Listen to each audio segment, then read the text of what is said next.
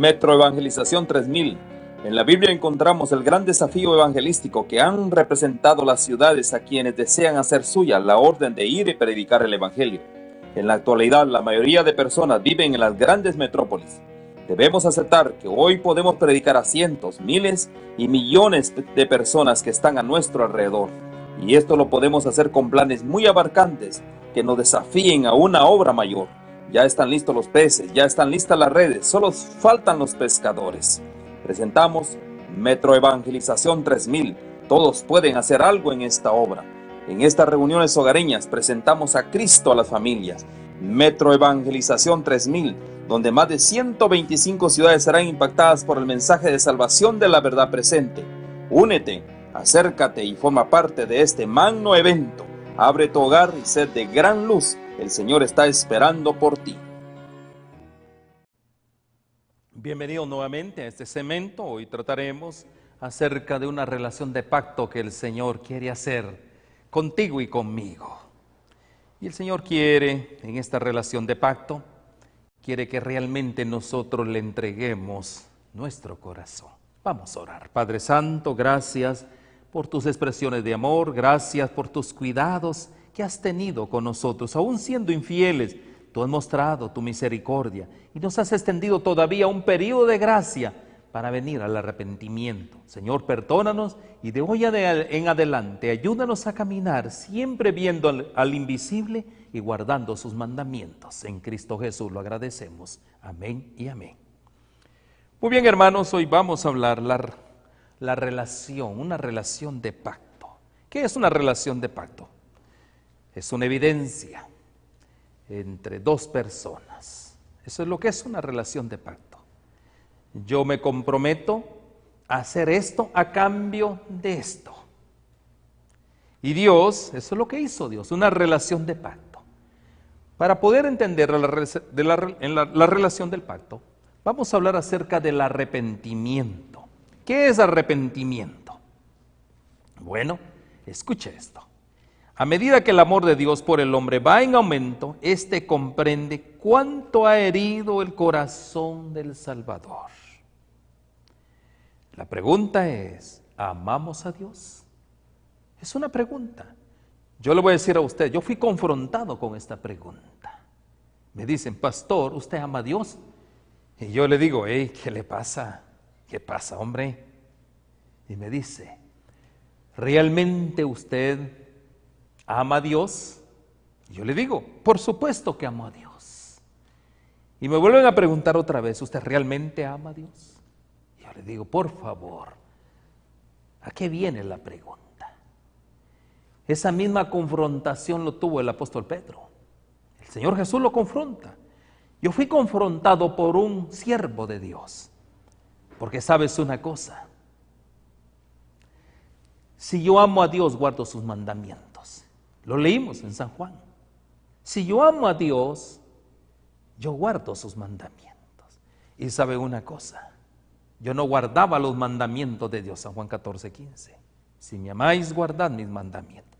Yo no guardaba los mandamientos de Dios, porque yo creía que los mandamientos de Dios ya estaban abolidos, que ya no eran parte de mi vida, en este caso, como un cristiano sincero. Y eso me confrontó. Si yo amo a Cristo, debo de obedecer sus mandamientos. Porque si yo no obedezco a Cristo, si no guardo sus mandamientos, yo soy un mentiroso, no me digo ser llamado cristiano. ¿Verdad que sí? ¿Tiene sentido? Yo creo que sí tiene sentido. En la medida que nuestro amor crece por Cristo, ¿qué es lo que sucede? Mis hermanos, yo guardo sus mandamientos, pero en la medida, mis hermanos, que yo me dispense de guardar los mandamientos, estoy hiriendo el corazón de Dios, porque soy un transgresor. ¿Cuánta herida no le causamos al Señor Jesús? Por eso, mis hermanos, tenemos que comprender que si nosotros somos transgresores de la ley de Dios, y ahí lo leemos en la pantalla, el que dice yo le conozco y no guarda sus mandamientos, el tal es mentiroso y la verdad no está en él. Así de sencillo, mis hermanos. Entonces, tenemos que ver que hay una separación. Hemos herido el corazón de Dios, el corazón, nuestro corazón, que es malo, siguiendo nuestras concupiscencias, mis hermanos. ¿Saben una cosa? Es perverso, está en guerra. ¿Y qué es lo que tenemos que hacer? Por eso vino el Señor Jesús en el cumplimiento del tiempo, ¿a qué? A hacer un pacto contigo y conmigo. ¿Dónde comenzó ese pacto? En Jeremías. Jeremías determina ese pacto. Jeremías 31. Después de aquellos días haré un nuevo pacto, dice el Señor. Jeremías 31 me parece que es. 31, 33 me parece que es el verso. Entonces, mis hermanos, vamos buscando ese verso. Ese verso, mis hermanos, dice: pero este es el pacto que haré con la casa de Israel después de aquellos días, dice Jehová. Daré mi ley en su mente y la escribiré en su corazón, y yo seré a ellos por Dios y ellos serán por pueblo. Una relación de pacto. Y esa relación de pacto, mis hermanos, el profeta Jeremías lo describe claramente. Aquí hay una relación de pacto. Y esa relación de pacto, ¿dónde fue concluida? Cuando dice después de aquellos días, ¿dónde fue concluida esa relación de pacto? Ahí vemos en Hebreos, capítulo 8. Ahí está esa relación de pacto. Me parece que es el verso 8 también. Y esa relación de pacto, ¿dónde se concretizó? Y ahí dice: porque reprendiéndolos dice, aquí vienen días, dice el Señor. ¿Recuerdan lo que había dicho Jeremías? En que estableceré con la casa de Israel y en la casa de Jehová un nuevo pacto. ¿Qué es el nuevo pacto, mis hermanos? Miremos, ¿cuál es el nuevo pacto? No como el pacto que hice con sus padres. Ese pacto que sucedió con ese pacto, lo invalidaron, porque este pacto, el hombre dijo, cuando Dios proclama su santa ley en el monte Sinaí, el hombre obedeció, dijo: vamos a obedecer, vamos a hacer todo lo que Dios nos diga. Pero ¿qué pasó con el hombre? El hombre falló y dice acá: no como ese pacto que hice con sus padres el día que los tomé de la mano para sacarlos de la tierra de Egipto, porque ellos no permanecieron en mi pacto y yo me desentendí de ellos, dice el Señor. Y ahora el 10: por lo cual, este es el nuevo pacto que haré con la casa de Israel después de aquellos días, dice el Señor. Pondré mis leyes en la mente de ellos y sobre su corazón las escribiré, y seré a ellos por Dios y ellos me serán a mí por pueblo. ¿Se repiten las palabras del profeta Jeremías? Por supuesto que sí. Después de aquellos días, ¿cuándo? El Calvario, mis hermanos, es la prueba principal de que la ley de Dios no puede ser desechada. ¿Por qué? ¿Qué es lo que me está diciendo, hermano? El Calvario es la prueba. Ahí murió Jesús. Y si Él murió por mí, dígame usted, nosotros no seremos deudores. Por eso el Señor dice que Él quiere hacer un nuevo pacto con nosotros. En lugar de demostrar que ha sido abandonada, fue necesaria la vida del Hijo de Dios para cumplir con la demanda de la ley. Porque ¿qué era lo que la ley demandaba? Que el transgresor debería de morir. Debe de morir el transgresor. Por eso, en el cumplimiento del tiempo, vino uno ¿a qué? A magnificar la ley, a levantar la ley, no a invalidarla como muchos, pero cuando vino el cumplimiento del tiempo, Dios envió a su Hijo nacido de mujer y nacido bajo la ley. ¿A qué? ¿A qué vino Él? 5. Para que redimiese a los que estaban bajo la ley, a fin de que recibiésemos la adopción de hijos. Porque antes, como transgresores de la ley de Dios, ¿cómo vivíamos, mis hermanos? ¿Cómo estábamos viviendo nosotros? Éramos transgresores de la ley de Dios. Vivíamos sin ley. Pero en el cumplimiento del tiempo, ¿qué es lo que vino? ¿Qué es la ley entonces? ¿Qué representa la ley para mi vida? ¿Qué es la ley de Dios?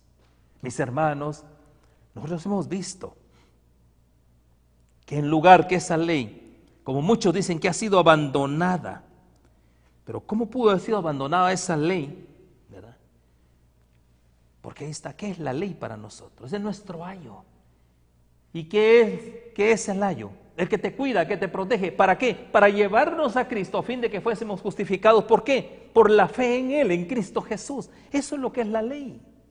Entonces, mis hermanos, la vida del Hijo de Dios cumplió con los requerimientos de esas demandas.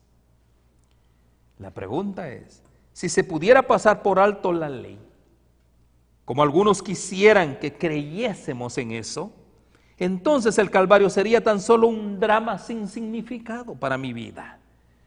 Pero la cruz del Calvario significó la muerte del Hijo de Dios, para que tú y yo tuviéramos vida. Amén, hermanos. Jesús murió por toda la humanidad. Aleluya por eso. Pero si hemos de ser beneficiados por ese sacrificio, debemos aceptarlo individualmente. Recuerden, todo es individual. No solo debemos creer en Él, que es lo importante, como dijimos, no solo es que Él sea nuestro Salvador, sino también estar dispuesto a seguirlo donde quiera que Él nos conduzca y escoger su camino en el lugar del nuestro. Cuando nosotros, el Señor es nuestro soberano, cuando Él es nuestro Señor, ¿qué sucede? No solo creemos en Él como Salvador, sino también debemos de escoger su camino. ¿Y cuál fue el camino de Cristo Jesús? Mis hermanos, hay que ir al lugar donde Él venció. Este es el verdadero significado de la relación de pacto. Nuevamente se lo repito. ¿Qué es el pacto? El pacto es que Jesús murió por ti y por mí. Murió por toda la humanidad. Pero si hemos de ser beneficiados por ese sacrificio, por ese pacto, por ese nuevo pacto, debemos de aceptarlo individualmente, aceptarlo como mi Señor y mi Salvador de mi vida. Y no solo eso, sino beneficiarnos también y estar dispuesto a seguirlo donde quiera que Él vaya, donde quiera que Él se conduzca, y escoger su camino en el lugar de mi camino. Este es el verdadero significado de la relación de pacto. Entonces, mis hermanos, resumiendo, ¿qué es un pacto? Un pacto es un acuerdo basado en promesas. Y gloria a Dios por eso. Las promesas de Dios es el nuevo pacto, un pacto basado en promesas que se intercambian las partes implicadas. Por ejemplo, el matrimonio es un pacto, ¿sí o no? ¿Estamos de acuerdo con eso? ¿Una clase de qué? Una clase de contrato. Y eso lo hacemos ¿cuándo? Antes de casarnos, ¿verdad que sí? ¿Por qué razón? Porque hay una confianza mutua, ¿sí o no? Hay una confianza implícita, no hay dudas. ¿Verdad que sí? Esto es un pacto, no hay dudas en ninguna de las dos mentes. No hay duda en cuanto a la relación, en cuanto a la existencia del uno al otro, no hay duda. Pero ahora esa conciencia se desarrolla en amor. ¿Por qué yo hago un pacto? Por amor. Tomo conciencia de hacer un pacto con mi futura esposa, con mi futuro esposo. Y es un pacto de amor que nosotros hacemos. ¿Hasta cuándo, mis hermanos? ¿Qué dice el mandato? Hasta que la muerte nos separe. Es un acuerdo, es un intercambio, ¿sí o no? ¿Estamos de acuerdo? Es una relación, mis hermanos, de conciencia. Entran en una relación nueva, en una relación tan profunda el uno con el otro. No es así. Eso es lo que es un pacto. El amor que hace primero, ¿qué es lo que hace el amor? Lo que hace el amor es que primero se consideran las necesidades y deseos ¿de quién? Del otro. Esa es la relación de amor. Esa es la relación de pacto. ¿Qué es lo que tenemos que considerar? ¿Qué necesidades y deseos tenemos que considerar? El de mi cónyuge, el del otro. Pero como vivimos en una sociedad egoísta, ¿cuál es el deseo de que prevalece, mis hermanos? ¿Qué deseo prevalece? El deseo mío. Por eso es que el verdadero discípulo de Cristo tiene que tener un total renunciamiento. Ya no prevalece mi deseo, sino prevalece ¿en quién? Los intereses de Cristo. Y ese es un verdadero pacto. En el verdadero pacto, en el nuevo pacto, ¿qué intereses de servicio tienen que prevalecer? Los intereses ¿de quién? Del otro. ¿Y quién es el otro? Es nuestro Redentor, el que dio la vida por ti y por mí. Ese es el interés que debe de prevalecer. Ese es el servicio que yo debo de dar. Y no solo eso, por amor, porque Él dio su vida por mí. Hoy, mis hermanos, ¿saben una cosa? Yo debo de obedecer todo aquello que Él me indica. Esa es una verdadera relación de pacto. Eso es entrar en la nueva dispensación. Miren cómo el enemigo lo ha puesto. Todo lo contrario, ¿verdad que sí? Por eso, mis hermanos, ¿qué es lo que debe de prevalecer? Cristo. Por eso dijo el apóstol Pablo, ya no vivo yo, Cristo vive en mí. Esa es una relación de pacto. Y ese es un verdadero discípulo de Cristo, aquel que ha hecho una relación de pacto. ¿Con quién? Con aquel que murió por él, aquel que lo redimió, aquel que lo crió. Imagínense usted, lo crió por primera vez y también lo redimió por segunda vez. Con Cristo estoy juntamente crucificado, dijo el apóstol, ya no vivo yo, mas Cristo vive en mí, y lo que ahora vivo en la carne, lo vivo en la fe del Hijo de Dios, en el cual me amó y se entregó a sí mismo por mí. Qué linda expresión de amor. ¿De quién? De Dios. No prevaleció su interés, prevaleció mi interés. El Dios manda a su Hijo. Es una gran lección que tenemos que aprender hoy como verdaderos discípulos de Cristo. ¿Estamos de acuerdo con eso? ¿Qué es lo que debe de prevalecer? El servicio al otro, el servicio a los demás. ¿Y yo en qué lugar quedo? Como segundo lugar. ¿Qué lugar cupo yo como verdadero discípulo de Cristo? El segundo lugar. Hermano, ¿usted qué me está diciendo? Si nos han dicho que tenemos que ser cabeza en el mundo del hombre, pero en el mundo del servicio de Dios, ¿quién tiene que ser el primero? Mis hermanos, el que más sirve. Y Cristo lo dijo. ¿Se acuerda aquella contienda que tenían los apóstoles? ¿Quién quería ser el primero? ¿Se acuerdan de esa contienda? Lo vamos a leer también. ¿Se acuerda de esa contienda que ellos decían? ¿Quién quiere ser el primero? ¿Y qué le dijo el Señor Jesús? Oh, ¿tú quieres ser el primero? Dijo. Entonces Jesús llamándoles dijo, ¿sabéis que los gobernantes de las naciones se enseñorean? Quieren ser los primeros de ella, y los que son grandes ejercen sobre ella potestad. Quieren estar encima de todo. ¿Pero qué siguió leyendo? Mas entre vosotros no será así. El verdadero creyente, el verdadero discípulo de Cristo no tiene que ser así, sino que el que quiera hacerse grande entre vosotros será vuestro servidor. Amén, hermanos. Entonces, ¿qué es lo que prevalece? Prevalece el servicio a los demás. En metroevangelización, eso es lo que enseñamos en los hogares. Ser un gran servidor, convertirnos en grandes servidores de los demás. Y mi posición, segundo lugar. Esa es mi posición. Recuerde usted que ¿quién nos dio ese ejemplo? ¿Qué pasaje bíblico podemos nosotros en este momento leer acerca del Señor Jesús? ¿Quién fue el más grande servidor de todos? Fue nuestro Señor Jesucristo. ¿Y dónde lo vemos? Ahí lo vemos nosotros, ahí en Corintios vemos eso, el apóstol Pablo, ahí cuando él instituía la Santa Cena del Señor. Ahí lo vemos nosotros. ¿Qué fue lo que hizo él? El Dios, el mismo Dios, se hizo siervo por nosotros. También lo dice Isaías, el siervo sufriente, sufrió por nosotros. Qué gran lección tenemos que aprender. Pero hoy en día, ¿qué es lo que nos ha puesto el enemigo? Siempre estar por encima de todo. Construirnos, hacernos un lugar, hacernos un nombre.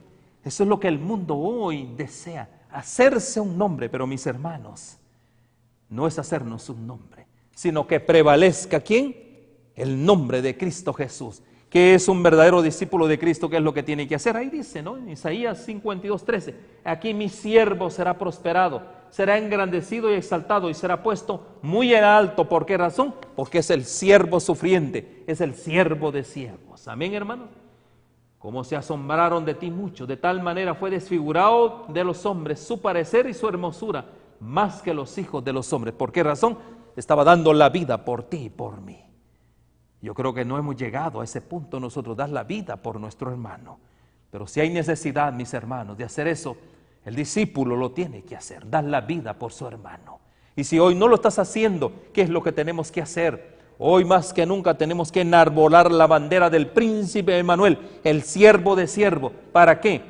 Para ser testigos de Él, para ser un discípulo de Él, para ser un verdadero cristiano, ir a las calles, hablar del amor de Dios en nuestros hogares, en mostrarle las verdades. La gente se está muriendo sin Cristo, mis hermanos. La pregunta es, ¿tú qué estás haciendo? Esa es la pregunta, ¿qué tú estás haciendo hoy? Por eso, mis hermanos, ¿qué es lo que tiene que prevalecer? El reino de Dios. Ahora, yo le voy a decir a ustedes, nunca llegamos nosotros a ser esposo o esposa hasta que se intercambien los votos matrimoniales, ¿sí o no? Hasta cuando llega ese matrimonio. Y ese matrimonio, ¿dónde se inició? En la cruz del Calvario. Ahí se iniciaron los votos matrimoniales, los votos del nuevo pacto, para que tú y yo no solo tengamos vida, sino también para que transmitamos y demos la vida a aquellos que hoy están sin esperanza. Por eso, mis hermanos, es posible ahora nuevamente contraer esa nupcia matrimonial que dice usted, esa ceremonia nupcial. La pregunta es, ¿la vamos a terminar? ¿Se terminó en el Calvario la ceremonia nupcial? Es la pregunta. ¿Se terminaron los mandamientos en el Calvario? Mis hermanos, ahí comenzó la ceremonia nupcial para tu vida y para mi vida. Porque ahora somos aceptos en el amado. ¿Por qué? Ya no somos transgresores de la ley de Dios. Porque la ley, ¿qué era lo que hacía la ley? Te condenaba, que eras transgresor y tú tenías que morir. Pero en esa ceremonia, en esos votos matrimoniales que el Señor Jesús vino a hacer por ti y por mí, para darnos nueva vida, para ser su esposa amada. Mis hermanos, en esa ceremonia nupcial, mis hermanos, no terminó en la cruz del Calvario, ahí comienza la gran celebración. Gloria a Dios por eso. ¿Estamos entendiendo que es un verdadero discípulo de Cristo y el trabajo que tenemos que hacer al mundo? Mis hermanos, ahora la pregunta es, cuando tú estás en armonía con Dios, con los mandatos divinos, ¿te sientes diferente? No, soy feliz. ¿Por qué razón? Vivo en armonía, tengo paz en mi corazón, el amado me ama. ¿Verdad que sí? Pero cuando tú no estás en armonía con los principios divinos, ¿qué sucede, mi hermano? Estás en guerra, estás en conflicto. El amado, le estás hiriendo el corazón al amado. ¿Por qué razón? Porque te has prostituido, te has ido tras otros dioses, tras otros baales. ¿Sí entendemos, mis hermanos, el principio? Por eso, mis hermanos, ya no hay diferencia. Yo ya no estoy peleado con Dios, estoy en paz con Dios. Pero ahora, ¿sabes qué se siente estar uno casado? ¿Sabes qué es lo que se siente después de esa ceremonia nupcial? Me siento libre. Ya no hay más condenación para mi vida. Ya mi vida ahora, mis hermanos, ¿le pertenece a quién? A mi Señor. ¿Y quién es tu Señor? El Señor Jesús. ¿Y qué es lo que nos sentimos unos a los otros? Yo siento amor por el Señor Jesús y ahora el Señor Jesús siente amor por mí. Ya no le estoy hiriendo su corazón. Y ese es el llamado hoy. ¿Cuál es el llamado hoy? Venir a los pies del Señor Jesús. Venir para que Él venga, se entronice en tu corazón. Que Él sea tu amado de hoy en adelante. Estás pues firmes en la libertad con que Cristo os hizo libres. Y no estéis otra vez sujetos al yugo de la esclavitud, o sea, la ley de Dios. ¿Soy libre para qué? Para guardar sus mandamientos. Soy libre para tener para tener una relación de nupcias con el Señor Jesús, para que Él sea mi Señor y Salvador de mi vida. Gloria a Dios por eso. Ahí se combina, Señor y Salvador de mi vida. ¿Te gustaría hacer ese intercambio matrimonial? ¿Te gustaría hacer esos nuevos votos matrimoniales? Gloria a Dios por eso. Me gustaría realmente comenzar una nueva vida en Cristo. Eso me gustaría. ¿Qué te parece? Y esa es la invitación para ti. Venir a unidades de acción para contraer esas nuevas nupcias. El Señor Jesús desea con que tú contraigas en el nuevo pacto esas nuevas nupcias matrimoniales. Gloria a Dios por eso. Que el Señor te bendiga.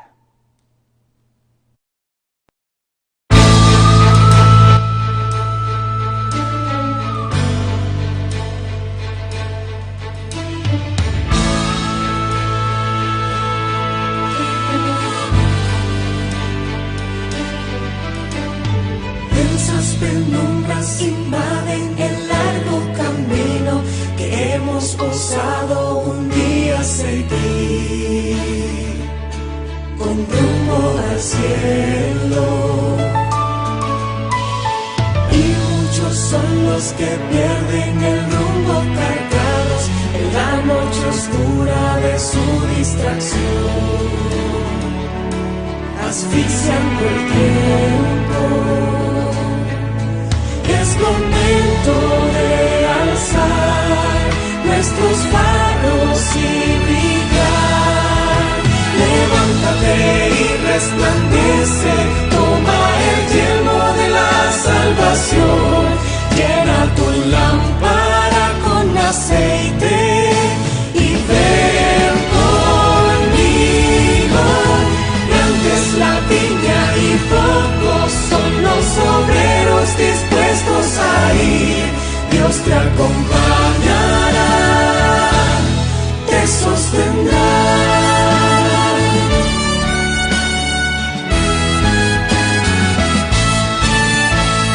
La humana naturaleza nos hace tan frágil y a veces el miedo nos quiere tomar. Sigamos valientes. Podemos confiar en un Dios que nos cuida y nos guarda, protege y sustenta en medio del mar. Nos da de su gracia. Es momento de alzar nuestros faros y brillar. Levántate y resplandece, toma el yelmo de la salvación.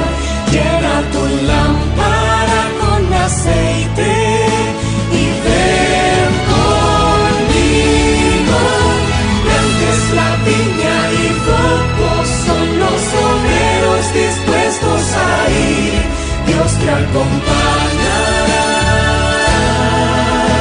Levántate y resplandece, toma el yelmo de la salvación. Llena tu lámpara con aceite y ven conmigo.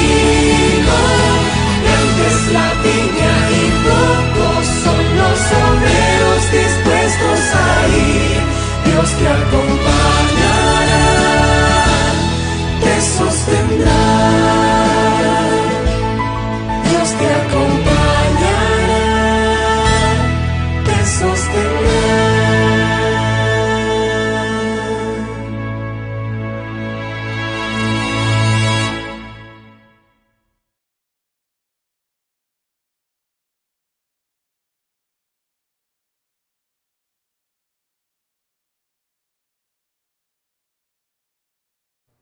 Mis hermanos, nuevamente, que las ricas bendiciones de Dios les acompañen.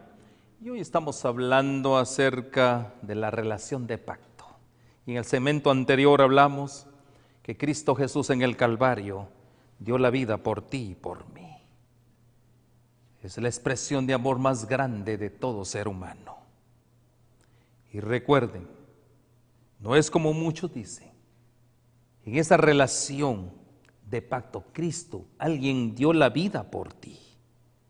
Ahora nosotros, ¿cómo vamos a responder? ¿Cómo responderemos nosotros a ese llamado? Muchos dicen que en esa relación de pacto, Cristo, es cierto, murió por nosotros. Y en esa relación de pacto, en el nuevo pacto, Cristo nos dispensó de vivir a nuestra manera. Mis hermanos, Cristo no hizo eso. Lo que hizo Cristo fue reforzar, engrandecer una nueva manera de vida que el cristiano debe de seguir. Entre otras cosas, no seguir una vida pecaminosa, no seguir una vida de transgresión, porque fue necesaria la vida del Hijo de Dios. No es por menos realmente. Al contrario, mis hermanos, Él vino a cumplir la demanda de la ley de Dios. No como muchos dicen, esas demandas ya fueron abandonadas. Al contrario, mis hermanos, por amor a nosotros, Él se comprometió para la redención total del hombre. Un compromiso que hablamos. Hizo un acto solemne, votos matrimoniales nuevamente, para la restauración del hombre. ¿A dónde? Con Dios y a una nueva vida. Y no solo eso, a una vida eterna. Por eso, mis hermanos, hay requerimientos. Por amor lo hizo. Ahora nosotros, ¿cómo debemos de responder? También por amor. ¿Con una vida de qué? Con una vida de servicio. ¿Y con una vida de qué? De obediencia total a Dios. ¿Y eso qué nos trae? La seguridad. ¿Seguridad de qué? Es la pregunta. ¿La seguridad de qué? Mis hermanos, nosotros sabemos que somos cristianos, ¿verdad que sí? Tú eres un cristiano, tú eres un hijo de Dios. Bendito sea Dios por eso. ¿Por qué nosotros tenemos esa seguridad que somos hijos de Dios? ¿Por qué razón? Porque nosotros amamos a Dios y guardamos sus mandamientos. Esa es la seguridad que nosotros tenemos. Y así es como hemos aprendido a amar a Dios. Y ahora ponemos su voluntad en nuestra vida por encima de la nuestra. ¿Sí escuchaste? ¿Cómo sabemos que somos verdaderos cristianos? Porque hemos aprendido a vivir, a amar a Cristo, porque guardamos sus mandamientos. ¿Verdad que sí? Y ahora ponemos su voluntad en la nuestra. La voluntad de Dios la pongo en mi voluntad. Mi vida la pongo, ¿cómo? Por debajo de la vida de Cristo Jesús. Pero ¿qué es lo que hacen muchos? Mi voluntad la pongo por encima de la voluntad de Cristo. Y decimos, cúmplase, Señor, tu voluntad. Y seguimos haciendo nuestra voluntad. Mi vida, ¿cómo la pongo? Por encima, haciendo lo que yo deseo, haciendo lo que el Señor no desea que yo haga. ¿Y qué es lo que el Señor desea que yo no haga? Si todo tiene que ver con la obediencia, soy un desobediente. Mancillo constantemente el nombre de Dios haciendo mi voluntad por encima de la voluntad de Dios y mi vida por encima de la vida de Cristo.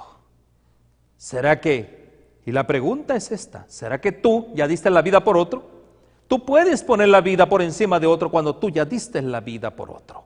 Pero Cristo dio la vida por ti. Ahora, mi hermano y mi hermana, ¿qué debo de hacer yo? Si Él ya murió por mí, dio su vida por mí, ¿qué debo de hacer yo? Obedecer lo que Él me ha indicado. Por eso, mis hermanos, hoy en día, ¿hemos aceptado a Cristo? Sí, lo hemos aceptado. Los hermanos hoy en día, ¿cómo están viviendo hoy en día? ¿Cómo vive hoy el cristiano? Y vimos, si el cristiano solo ha aceptado al Señor Jesús como su Salvador y no lo ha hecho su Señor, mi hermano y mi hermano, usted está incompleto. Necesita que gobierne su vida alguien. O lo gobierna Satanás o lo gobierna Cristo. Tú eliges. Por eso, mis hermanos, aquí hay un sentimiento que tenemos nosotros que adoptar. ¿Qué sentimiento, qué decisión tenemos que tomar? ¿Qué criterio debemos de nosotros hacer? Mis hermanos, esto no es una fe nominal. Solo acepto y ya soy salvo. No, mis hermanos, no es nominal. ¿Qué es lo que se necesita? Se necesita un poquito más. Y ese poquito más es creer en la existencia y en la realidad ¿de quién? Del Calvario. ¿Por qué razón? Ahí comienza el nuevo pacto. Ahí comenzó los nuevos votos matrimoniales. No terminaron los votos matrimoniales como muchos dicen, que la ley ahí fue clavada. No, ahí comienza la relación de armonía entre el amado y ¿quiénes? Y su amada, su iglesia. Amén, hermanos. La pregunta es, ¿estás listo? ¿Listo qué, mi hermano? ¿Qué tipo de fe tienes tú? Para dejar que el Señor te guíe, que el Espíritu Santo guíe tu vida, permitir que Él haga las elecciones por ti, que tú abandones tu voluntad para que Él haga la elección por ti, o deseas tú hacer elecciones. Un verdadero discípulo de Cristo, mis hermanos, no tiene elección, no elige. Quien elige quién es Cristo Jesús, guiado por el Espíritu Santo de Dios. ¿Por qué? Porque Él es un siervo. No hay elección. Y la pregunta es, ¿estás listo para obedecer? Esa es la pregunta. ¿Estás listo para obedecer? ¿Sabes una cosa? Si estás listo para obedecer, solo esa clase de fe llega a ser una fe salvadora. ¿Sí escuchaste? Si estás listo para obedecer, que Cristo, como nueva simiente, obre en ti. Ese es el problema, que no hemos nacido de nuevo. Ya, es que hermano, ¿cómo? ¿Qué dice usted? Si yo ya me bauticé, pero no has nacido de nuevo, porque si Cristo ya hubiera nacido en tu corazón, mi hermano, ¿sabes una cosa? Estarías siguiendo ¿a quién? Las pisadas de Cristo Jesús. Serías un verdadero discípulo de Cristo. ¿Y esto cómo se logra, mi hermano? Solo se logra con un renunciamiento total al mundo. Porque no puedes servir a dos amos. O sirves a Dios o sirves al príncipe de las tinieblas. Tú eliges. Tu corazón no puede estar dividido. O amas a uno o amas a otro.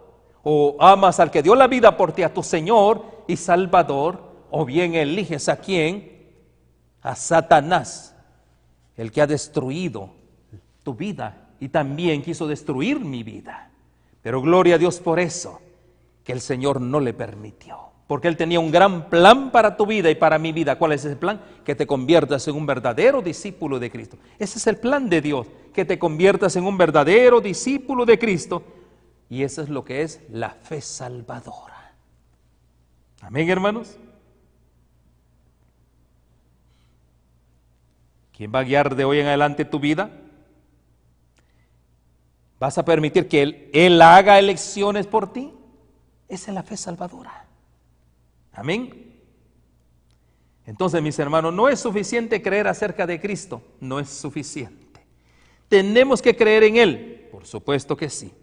La única fe que nos beneficiará es la que acepta, la que tú has hecho, la que tú has aceptado como tu Salvador personal. Ya vimos.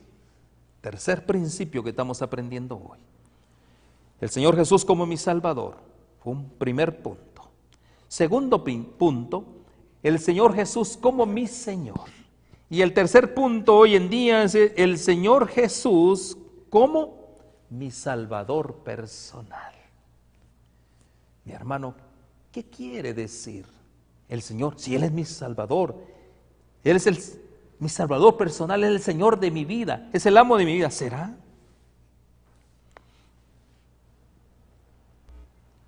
¿Saben ustedes quiénes son los que se apropian del Señor Jesús como su Salvador personal? ¿Saben quiénes son? Aquellos que se han apropiado de los méritos de Cristo Jesús. Aquellos que han, de una manera consciente, de una manera contritados. Por eso dice aquí, de los días de Juan el Bautista hasta ahora, el reino de los cielos sufre violencia, los violentos lo arrebatan. Cuando tú eres, mi hermano y mi hermana, haces al Señor Jesús como tu Salvador personal, ¿cuál es el trabajo tuyo? Te conviertes en un valiente de Jesús, en un verdadero testigo de Cristo. ¿Por qué razón? ¿Por qué? Porque Él es tu Salvador personal. Y solo lo hemos leído. Tú te apropias de los méritos de Cristo Jesús. Y ahora, ¿qué es lo que hacemos? ¿Qué méritos prevalecen? Ya no prevalecen mis méritos como buena persona, como buen cristiano, no. ¿Qué es lo que prevalece? Únicamente los méritos de Cristo, porque Él, ¿qué fue lo que hizo? Mi hermano, Él sufrió todo vituperio, todo castigo. Él se hizo maldito por ti y por mí. Imagínate tú eso. Por eso lo único que prevalece son los méritos de Cristo. Y ahora, cuando tú los aceptas, esos méritos, ¿qué sucede? Ahora tú te conviertes en un verdadero discípulo de Cristo. ¿Estamos de acuerdo, hermanos? ¿Por qué razón? Porque muchos hoy en día estimamos la fe como una opinión.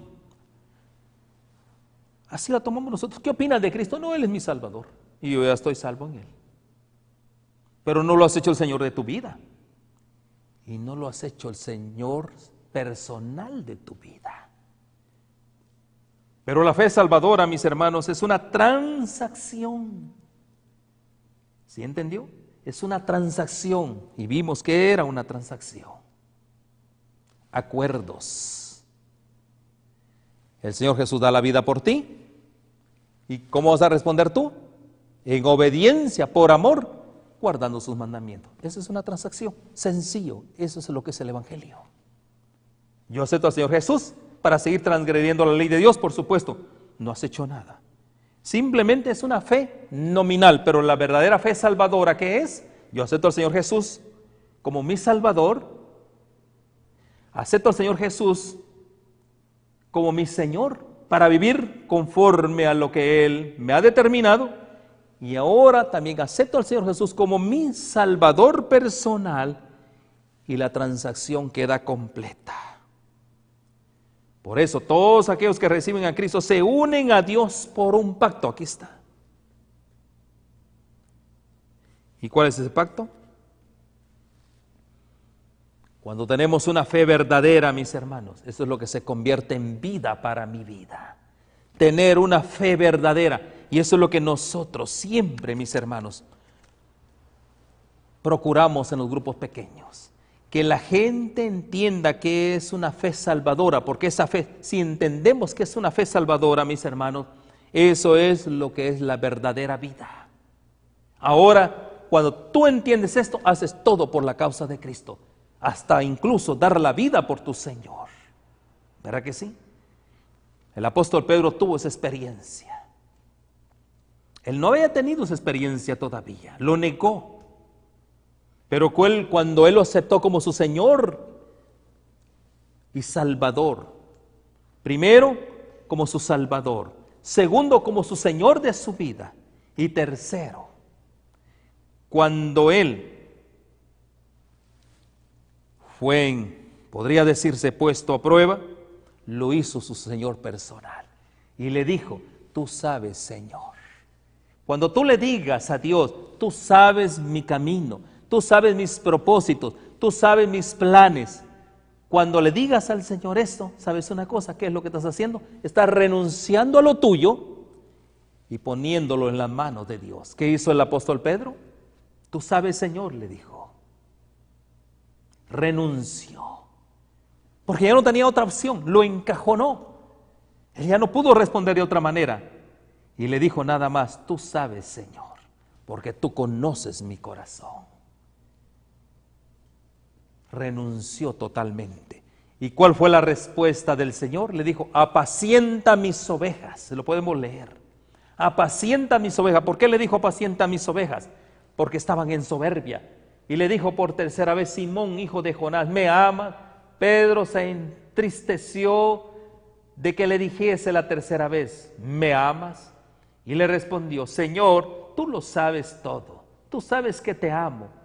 Jesús le dijo, apacienta mis ovejas. Mis hermanos, esta es una declaración cuando dice apacienta mis ovejas, ¿Qué es lo que el Señor estaba indicando? ¿Qué es apacentar? Ponerlo en pastos seguros. ¿Verdad que sí? Ponerlo en una armonía, en pastos verdes donde haya tranquilidad, donde las ovejas estén bien cuidadas, protegidas. Cuando dice apacienta mis ovejas, ¿qué estaba diciendo el Señor Jesús? Enséñale mis mandamientos. Porque los mandamientos, ¿qué es lo que hacen? Te protege. Eso es lo que hacen los mandamientos. Es un muro protector para tu vida. ¿Qué es lo que te da? Todo eso. Te da la seguridad que si hoy mueres, tú vas a ver al Señor Jesús por segunda vez. ¿Qué seguridad te está dando hoy el Señor Jesús? Que si tú, no importa las situaciones de la vida, ¿qué hace el Señor Jesús con tu vida? Te apacienta. ¿Por qué? Porque tú estás guardando los mandamientos. Tú no eres un transgresor, pero cuando tú eres lo contrario de apacentar, estás en gran conflicto, en gran problema, desprotegido. Eso es lo que hace Dios. Por eso la ley es el ayo que nos lleva a Cristo. ¿Verdad que sí? Te protege, te cuida. Te dice, te lleva a Cristo, es el único que puede perdonar tus pecados. Yo no puedo hacer nada, dice la ley. Yo solo te señalo que estás violando la ley. Pero si vas a Cristo, Él te ofrece ¿qué? Te ofrece perdón de pecados. Él te pone ¿qué? Una nueva vestidura. Él hace un nuevo pacto, una nueva relación de pacto contigo. ¿Y qué otra cosa hace? Mis hermanos, hace que tu fe sea salvífica. Hace que tu fe sea verdadera. Hace que tu vida sea sincera. Una vida en la cual otros pueden ver el carácter de Cristo en ti. Ese es el verdadero evangelio, mis hermanos. Ese es el evangelio de Cristo. Ese es el evangelio en el cual Cristo vino a dar la vida por ti y por mí. Y ahora, ¿qué es lo que hace? Tienes una fe viva. Significa un aumento de vigor en tu vida. Significa confianza implícita. Recuerda bien, no te olvides de esto. Los votos matrimoniales, hay una gran confianza implícita, mis hermanos, que nadie va a fallar a nadie. Y cuando hay cierto desliz, siempre alguien está al cuidado. Siempre alguien está pendiente de ti. ¿Te gustaría eso, renovar tus votos matrimoniales? ¿Te gustaría, mi hermano y mi hermano, ser parte de esa bendición grande? Que alguien cuide por ti por toda la eternidad. Ese es el problema, que no hemos hecho un pacto todavía con Dios. Por eso, mis hermanos, no hemos tenido la seguridad. Por eso seguimos a Cristo a medias. No tenemos la seguridad. Una confianza implícita, por el cual el alma llega a ser una fuerza vencedora. Eso es lo que nos hace falta. Una fe viva. Una fe viva es estar testificando de las maravillas que Cristo hizo por ti y por mí. Esa es la seguridad. Las buenas nuevas que tenemos de compartir con otros el evangelio. Y esa es la base de nuestra testificación. Ese es un verdadero testigo de Cristo. Compañerismo cristiano. ¿Por qué? Porque representa. En ese momento te conviertes en un embajador de Cristo. Porque a eso el Señor nos ha llamado, a ser ministros de reconciliación. A ser, ahí lo dice Corintios también, el apóstol Pablo lo dice, que tenemos que ser reconciliadores. Tenemos que ser ministros de reconciliación, mis hermanos. ¿Por qué razón? ¿Cómo estamos viviendo hoy? Estamos apartados de Dios. Pero un verdadero discípulo de Cristo no está apartado de Dios. Así que somos embajadores en el nombre de Cristo, como si Dios rogase por medio de nosotros, o rogamos en nombre de Cristo, reconciliados con Dios. ¿Cuál es la invitación? A reconciliarnos con Cristo. Es una rogativa del apóstol. Reconciliémonos con Cristo. ¿Para qué? Para tener la seguridad, para compartir las buenas nuevas de salvación. Amén, hermanos. Y saben una cosa, cuando llegamos a ese nivel de crecimiento, el problema del pecado ya está resuelto. ¿Por qué está resuelto? Porque mi vida entera está consagrada a Cristo. Me ha apartado de mi vieja vida y ahora soy un apartado ¿para qué? Para el servicio y la obediencia al Señor. ahí el pecado ya está resuelto. Y que lo único que necesitamos hacer es esperar esa bendita venida, o esperar con esa gran esperanza. Muchos quizás nos iremos al descanso, pero con una esperanza que de esas tumbas vamos a resucitar para ver un día al Señor Jesús. Gloria a Dios por eso. Y no solo, mis hermanos, la bendición más grande. ¿Por qué razón? ¿Cuál es la bendición más grande? Cuando tú llegas a ese nivel de vida, la deuda del pecado ya ha sido saldada. Porque ¿qué fue lo que hizo Cristo Jesús? Él pagó por ti y por mí. Él pagó esa deuda por ti y por mí. Ahora, ¿cómo vas a responder? ¿En qué dijimos? En amor y obediencia. Cuando nosotros vivimos en amor y obediencia, al servicio y obediencia a Dios, mis hermanos, la deuda puede estar saldada. Yo no sé si tú te has puesto a pensar en esto. Y miren lo más interesante. Ya fuimos perdonados. Así que ya fuimos perdonados, dice el apóstol. Y ahora, viviendo Cristo en nosotros, tenemos la seguridad ¿de qué? De la vida eterna. Qué lindo, ¿verdad? La deuda ya fue saldada. ¿Cómo correspondimos? Con amor, con obediencia y con servicio. Habiendo cancelado el documento de deuda que consistía en decretos contra nosotros y que nos era adverso, y lo ha quitado de en medio clavándolo en la cruz. ¿Qué fue lo que clavó Cristo en la cruz? Los decretos, dice, los pagarés que estaban en contra de nosotros. No eran los mandamientos. ¿Cuáles eran esos decretos? ¿Qué decían esos decretos? El decreto decía, este es un fugitivo de la ley y necesita morir. ¿Qué fue lo que hizo Cristo? Él murió por ti, quitó los decretos. Eso fue lo que clavó en la cruz. ¿Para qué? Para que tú y yo viviéramos en novedad de vida. Y ahora, ¿qué? Somos perdonados. ¿Y cómo yo voy a corresponder, mis hermanos? Ahora tengo la seguridad de que mis pecados son perdonados. No solo eso, sino también hay una nueva vida en mí. Hay una nueva vida perfecta en mí. No me digas que no se puede ser perfecto. Hay una nueva vida en mí. ¿Y ahora qué? Vivo para Cristo. Cristo vive en mí. Y ahora tengo la seguridad de la vida eterna. Amén, hermanos. Qué lindo. Y este es el testimonio que Dios nos ha dado. Y nos ha dado vida eterna. ¿Quién es el testimonio? Yo soy el testimonio. Yo soy el discípulo que estoy testimoniando de todo esto. Que los mandamientos se pueden guardar y que puedo vivir una vida perfecta delante de Dios. Yo soy testimonio. El que no dé ese testimonio, mis hermanos, tiene grandes problemas para entrar al reino de los cielos. Amén, hermanos.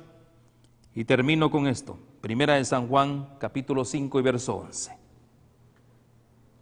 Primera de San Juan, capítulo 5 y verso 11. Dice la palabra de Dios, leámosla. Y este es el testimonio que Dios nos ha dado, vida eterna, y esta vida está en su Hijo. ¿Y dónde más?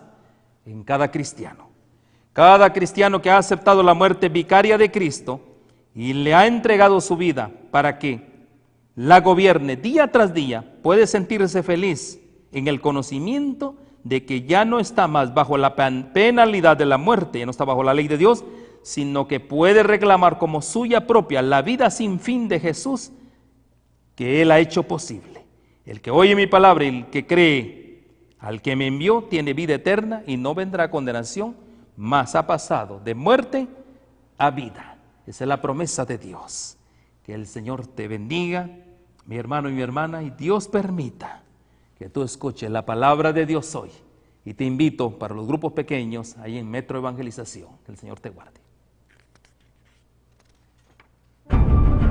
Natura TV y los Centros de Vida Saludable Bioplenitud presentan el plan divino de la salud para que podamos disfrutar de la mejor salud física posible a través de las brigadas de salud, donde profesionales en medicina alternativa impartirán charlas sobre medicina preventiva, programas de vida saludable, asesoramiento en nutrición, comida vegetariana y principalmente evaluación gratis de su salud.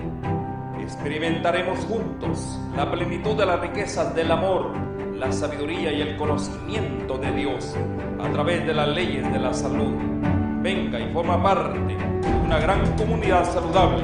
No faltes.